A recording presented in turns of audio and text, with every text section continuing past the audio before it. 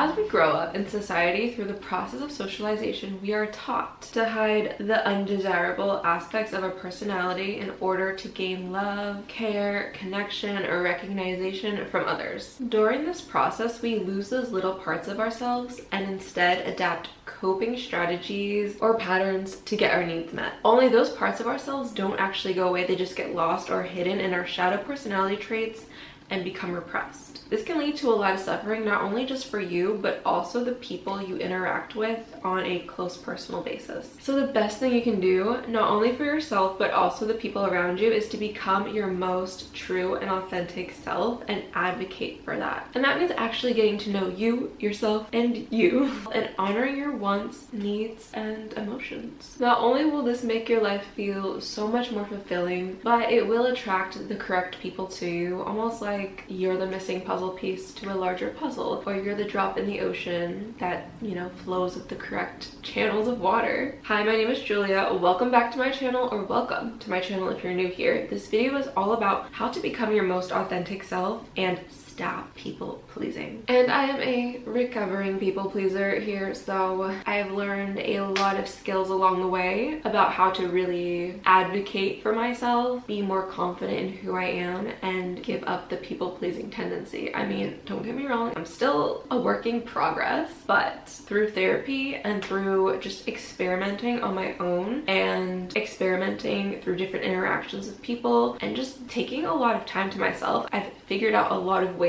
to counteract the people-pleasing tendency and just be more of myself. Bring more of myself to the table when I'm socializing, or even just allowing myself to just be okay with however I'm feeling, whatever I want to do, and letting myself exist in the world without judgment. Not to say that I don't also practice self-discipline. I have a whole video on that if you guys want to watch it, because self-discipline is really the truest act of self-love. But that being said, you can't discipline yourself properly if you don't know who you are. So that's why I'm making this video. Now, people pleasing has to come from somewhere, and like I said in the beginning, it's something that we pick up along the way as children, because when you're a baby or a young child, it is so imperative that you earn the love from your parents for survival. So if our love or livelihood at all ever feels threatened by our adult authority figures, it causes us to change certain aspects of our personality to gain the love, the attention, the affection, whatever we need to survive from those parental or authority figures in our lives, or guardians or whatever. The reason it's so hard to change this conditioning is because we learn it so young. So if you learned it anywhere from 0 to 8 years old, that is when you're most malleable, and the survival behaviors and emotions that you learn between those ages gets really imprinted and conditioned into your body. So it's a lot harder to change those things that you learned from that young of an age, because it's like not just in your mind, it's literally in your body. And we get conditioned through family dynamics, through schooling, through the media, social media, TV, you know, whatever existed when you were 0 to 8. All these things impacted you and the person you are today. And those coping strategies obviously worked when you were younger to keep you safe. But as you get older and you become an adult, you don't need those same coping strategies or patterns or habits to keep you safe anymore. And then if you continue to repeat those patterns over and over again, like people pleasing, it won't serve you anymore at a certain point, and it's going to be more to your detriment than your benefit to be masking and hiding yourself and trying to get people to like you off of a false version. So when you become an adult and you're out in the world, for a while you can still put on the mask that you were taught to wear, but eventually it needs to come off. And if you don't willingly choose to start becoming more authentic to yourself and taking off your masks and false versions that you have layered over your personality, eventually you will get many wake-up calls from the universe, from situations that pop up in your life where you have no other choice but to reveal the true you. So an example of this would be like, let's say you were really encouraged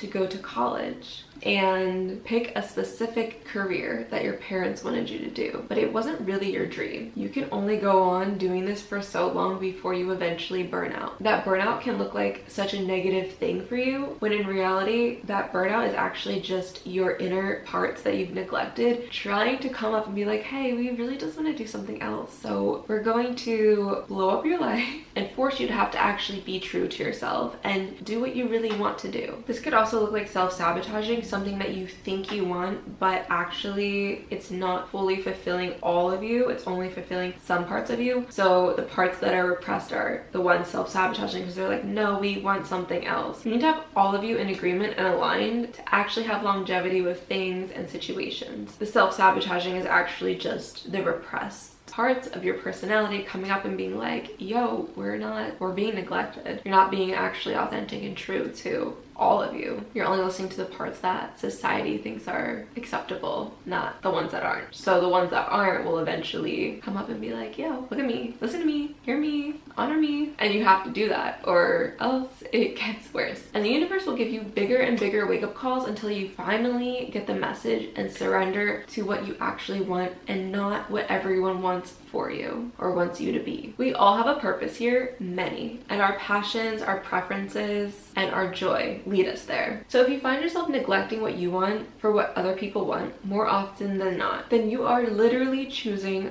other people over yourself. And that is one of the worst things you could do, because who are you going to spend the rest of your life with from beginning to end, no matter what? You have to choose you first and foremost over anything and everything else. You need to come first in your life. You need to be your number one priority, because if you're not, nothing you do will ever be fully true, honest, and from a place of love, self-love, authenticity, any of those things. It will always just be for others, and then you'll wonder why you feel empty or needy, or, for lack of better words, bad about yourself when you're alone, when you're by yourself. If you need to be around other people to feel positive, to feel okay, to feel like you matter, then it is time for you to take some space and really look inward and see what you've been missing, because there's a whole person in here that you could really learn to love and know and feel complete with, but you're not realizing that. You're not seeing your own value. You're not seeing your own worth. And then when you show up to other people, you're not able to advocate for yourself because you don't see the value in you. And some people will see the value in you and some people won't. Some people will take advantage of that. Actually, it is so easy to get taken advantage of, to get hurt, to get mistreated, to get neglected, to get all of the negative things that you could possibly get from people when you don't value yourself and you are not being true to yourself. Because if you're not being true to yourself, that means you don't value yourself. If you feel like you're in that place, think about what brings you joy outside of others. So where does your mind drift off to? What would you rather be doing when you're doing the things that you don't want to be doing? Think about those things. What do you secretly wish for yourself outside of others and what they wish for you? These are all indicators of where you should be putting your energy, of what you should be doing, of where you should be expressing yourself. Because when you spend time doing what you want to be doing, regardless of other people's judgments, you become more confident in who you actually authentically are. And the things that you enjoy doing can evolve and change over time, but when you're authentic to yourself and you value yourself, you're gonna go with the flow of where your energy is taking you. You're gonna trust yourself, and you're gonna be able to say no to the people that don't respect that and don't value that in you, don't value you. They'll be like, oh, well, bye. I love who I am. This is me. I'm showing up as a whole person. If you don't like it,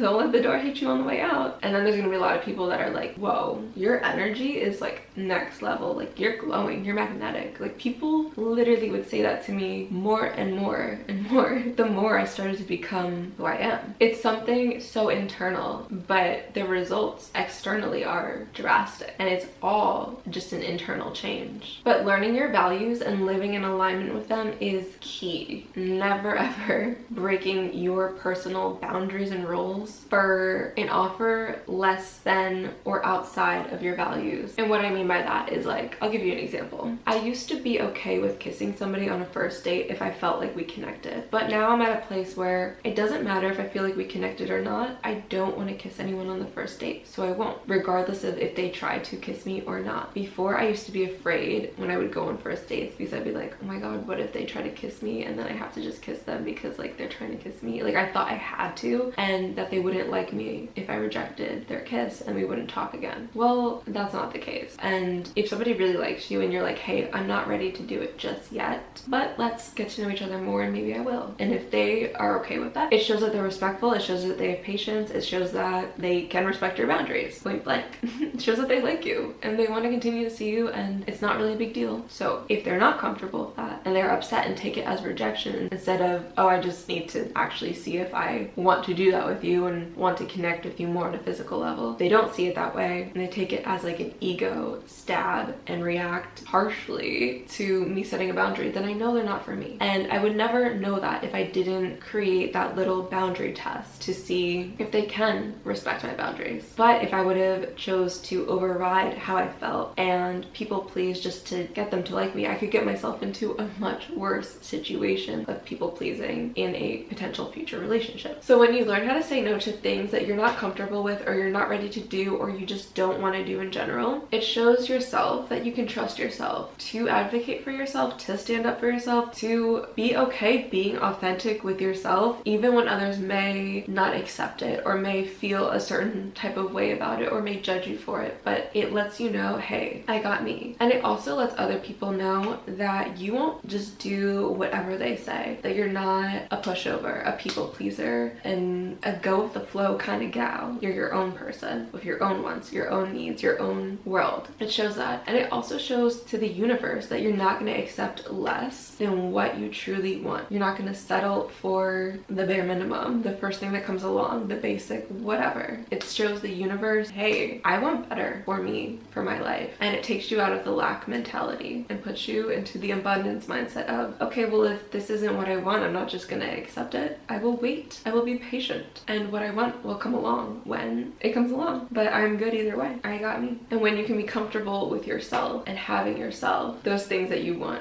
will come a lot faster because you're not resisting it anymore and you're not blocking it by accepting less than what you really want. I think the best way to practice authenticity is to do shadow work with yourself and really try to dig deeper and see why you feel the way you feel about things, why you behave the way you do in situations, and really look at your intentions behind stuff and question it. Be like, why do I do that? Like, why am I kind of weird about like playing my own music on the aux in front of my friends? Like, why am I afraid of them judging my taste in music? I do that all the time and I don't really question it, but recently I started being like, you know what, like, this is my car. I feel like my music taste is decent. If they don't like it, they could say something and then I could change it. It's not that big a deal. So then I decided, okay, I'm gonna start playing my own music. But in the past I would feel so much anxiety about it, and even when I was doing it I still felt like, ooh, like, what if I'm playing my own music? What if they don't like the vibe? But it's like, no, I like my vibe. I like my music. If they don't like it, like, they can leave my car or they can ask me to change it and I can put on something that we mutually like. It's not that deep, you know? But the only way you get through the discomfort of being who you are in front of others is to just start to slowly allow yourself to be those parts of you that you repressed. Slowly bring them to the light in front of other people is the best practice. And when you're on your own is to really look at your intentions behind stuff, so then you can practice it when you're in front of other people. And the biggest byproduct of doing this work to become your most authentic version and to stop people pleasing is the manifestations you will receive because of this. So the more you incorporate all aspects of yourself into the way you live your daily life, the easier it will be for you to manifest and send out clear signals to others and the universe about what you want and where you want your life to go. So your homework is to really go out into the world and slowly start to practice bringing those lost parts of you to light when you're around other people. And I will see you in next week's video. I love you guys so much. Bye!